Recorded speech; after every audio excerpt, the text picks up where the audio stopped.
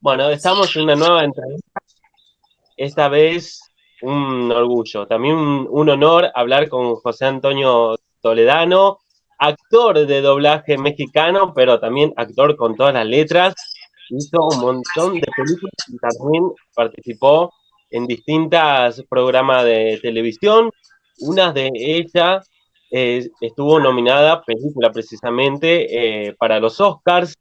También participa en Esto no es Berlín, y hace poco estrenó una serie en el ámbito de los 80, lo vamos a transportar también un poco en esa época, porque también tenemos la posibilidad de hablar sobre ese tema, porque lo conocemos más por ser el actor de doblaje de Hora de Aventura, precisamente de Finn, pero Ujú. vamos a hablar también de Tengo que morir todas las noches. Hola José, un gusto saludarte de Rafaela, Santa Fe, Argentina, desde los 40 Rafaela, y un honor hablar con vos. Oye, no, Enzo, estoy encantado, muchas gracias por el espacio. Fíjate que yo tengo pendiente visitar Argentina, tengo muchos años queriendo ir, ya se me cumplirá, pero bueno, mientras estando ahí de manera virtual, estoy muy contento. Gracias, Enzo, y gracias a Rafael de los 40 por el espacio y por invitarme.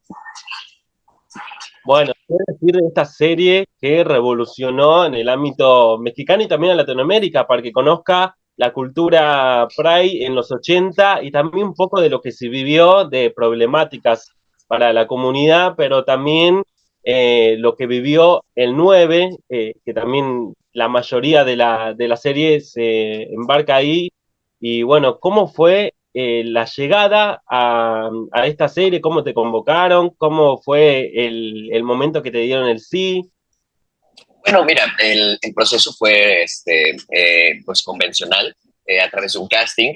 Eh, lo que sucede también atrás de eso es que yo ya había trabajado con Ernesto Contreras y con Alejandro Zuno, creo que un año más o menos antes de que llegara este casting, en una serie que se llama Asesino del Olvido, que está en HBO, eh, una serie ahí como medio thriller que sigue un caso de un asesino serial, que es interpretado por Damián Alcázar.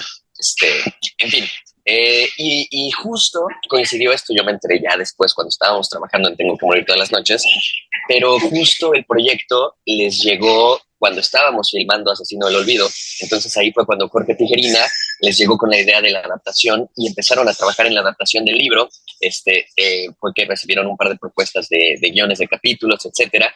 Entonces ahí se empezó a gestar esta serie y me parece que ahí fue donde les vino la idea de que estaban trabajando conmigo, de considerarme para este personaje. Ya más adelante llegó el casting, me enviaron un capítulo, un primer piloto que yo leí y que sobre de ese hice este casting. Pero bueno, la verdad es que ese primer capítulo era algo muy distinto y muy distante a lo que terminó siendo la serie y lo que terminó siendo ese piloto, ¿no? Eh, ya, como sucede muchas veces también, hice yo el casting, luego pasaron varios meses de no volver a saber nada y un día me habla Carlos, mi agente, y me dice, oye, te quedaste con el personaje Guillermo para la serie de Ernesto.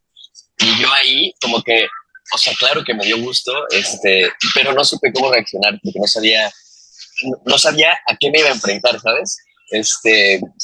Porque había leído ese primer capítulo, pero no sabía más y no sabía si había cambiado o qué más iba a tener que, cuál iba a ser la idea de la serie, ¿no? Entonces, por un lado me emocioné, pero por otro lado también me puse nervioso porque dije, bueno, no sé de qué va a ser, de qué va a ir este reto, ¿no? Entonces, tuve esos dos sentimientos encontrados, pero bueno, luego también con la confianza y el gusto de volver a trabajar con esta dupla de Ernesto y Alejandro, que ahora dirige también Alejandro, dijeron mitad y mitad la serie. Cuando trabajamos en Asesino del Olvido, la dirigió Ernesto, pero Alejandro es ahí su mano derecha, ¿no? O sea, realmente esa es la mancuerna. Entonces, y Ernesto tiene una forma muy particular ya exploraremos un poco más ese tema, pero una forma y una sensibilidad que hace de verdad un disfrute trabajar con él, ¿no? Y bajo su dirección. también volvemos a los 80, volvés precisamente vos a los 80, porque ya participaste en una película que se llama Esto no es Berlín, que se trata de México, se trata del Mundial en México 86. También un poco la comunidad también está presente en esa serie y algunos compañeros de todo, de esta serie que estrenaste hace muy poco, participaste con ellos, por ejemplo, con David. ¿Y cómo es volver a reencontrarse con tus compañeros de la película Esto no es Berlín? Y mira, hermoso. Esto no es Berlín, fue mi primera película. Eh, y hicimos, o sea, hicimos una familia muy linda, muy cercana. Los formamos parte de esta peli, Esto no es Berlín.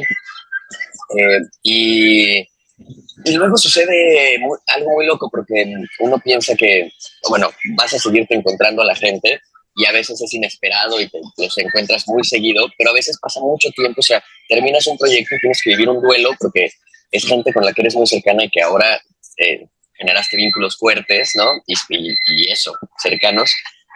Y luego pasa mucho tiempo que no los ves, ¿no? Y muy loco porque con Esto no es Berlín, yo pensé que todos los que nos encontramos ahí, también el grupo de actores, por ser como de más o menos de la misma generación, pues que nos íbamos a estar encontrando en proyectos, ¿no? Y con muchos no he vuelto a compartir el set, ¿no?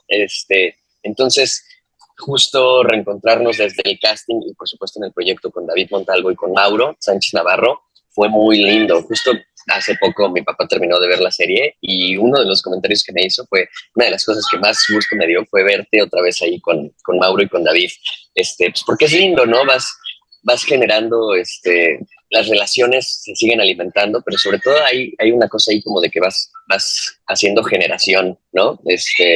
Entonces fue muy lindo y además este proyecto que vuelve a ser de tocar un tema muy importante también para ellos al ser parte de la comunidad y tal, pues fue muy lindo, ¿no? Fue muy lindo podernos encontrar ahí y vincularnos también desde esta nueva historia. Exactamente. También quiero tocar último, para aclarar también esto no es Berlín.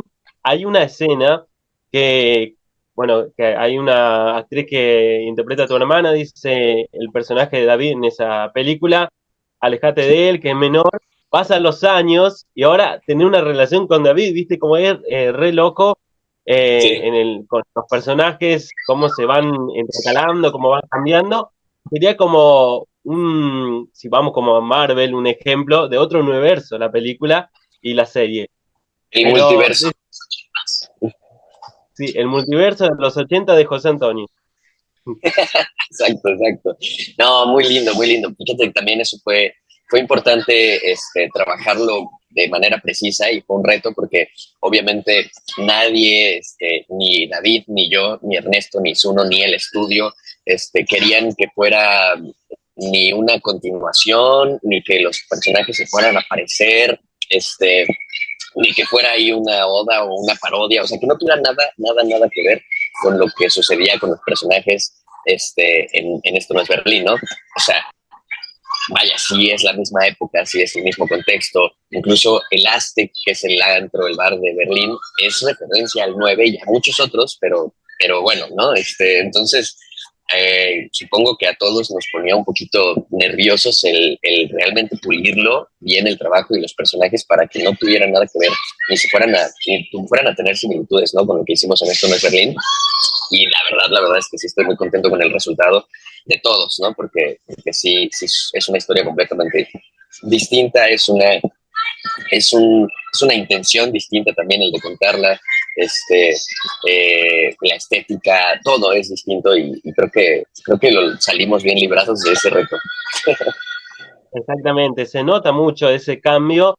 Vamos directamente a Tengo que morir todas las noches, porque es una historia que vamos a ir un poco para que se entienda la gente, en resumen, de un joven periodista, joven que estudia periodismo, después lo conoce al personaje de David, encuentra un mundo que no conoce en el ámbito de la comunidad, también del Club 9, fue evolucionando tu personaje. ¿Cómo lo viviste vos? ¿Cómo fue la relación con tus compañeros y también con el director?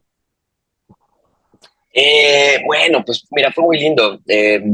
algo con lo que me gusta mucho mi personaje y con lo que me puedo identificar y que es algo que me encanta, que es parte de lo que habla la serie, es de las familias elegidas. Mi personaje es un chico que no vive en la Ciudad de México, que vive en Morelos, en el estado de Morelos, que es un estado muy cercano a la ciudad, pero bueno, al este país estar todo centralizado, y luego en esas épocas que se sintiera más la distancia y la diferencia de lo que se vivía culturalmente en la ciudad y en las afueras, pues justo viene de este contexto donde no pasa mucho, no hay mucho que hacer,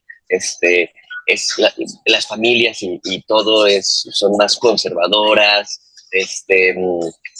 todo se trata así como por abajito del agua, ¿no? Las conversaciones, también en esa época había más distancia como entre los adultos y los niños, ¿no? En fin, entonces todo esto lo sumerge en este contexto donde pues realmente no sabe si ahí va a poder identificarse con algo, ¿no? Y entonces, claro, llega a esta edad y empieza la historia de tengo que morir todas las noches en este término como de coming of age. Empieza a buscar su identidad, empieza a explorar su sexualidad. Y esto, afortunadamente para él, para mi personaje en la historia, se junta con que ya quiere entrar a la universidad y se lo escondió a su padre, pero hizo el examen de la UNAM y se quedó. Entonces tiene el pretexto perfecto para irse a vivir a la Ciudad de México y también pues, está emocionado porque dice seguramente allá también ya alejado un poco del contexto familiar y de todo lo que representa esa represión. Que incluso, por ejemplo, en la historia vemos que pues, ahí lo quieren emparejar un poco ahí con una prima, en fin, también siempre había como esta presión social, ¿no? Y sobre todo, no solo la presión, sino como el asumir, ¿no? Que uno es de una manera y que así tienes que comportarte pues, para el resto de tu vida, ¿no? Entonces, pues nada, se quiere alejar de eso, llegar a estudiar periodismo, que ya es un acto medio de rebeldía porque el papá no quiere que él estudie periodismo. Y aquí se encuentra con todo este mundo que sigue siendo un poco underground, ¿no? Porque todo es medio clandestino. Estamos hablando de esa época donde también la música, los conciertos, todos los movimientos culturales, por eso había como tomas de espacios públicos para hacer performance, ¿no? Porque todo tenía que ser contestatario, ¿no? Todo tenía que ser como como una protesta para que hubiera libertad de expresión. Y entonces, en lugares como el Bar El 9, que es un bar legendario y emblemático de la ciudad, sirvió como semillero de varias cosas. O sea, por supuesto que fue de los primeros en dar esta apertura y esta diversidad, ¿no? A la sexualidad, pues, a las orientaciones.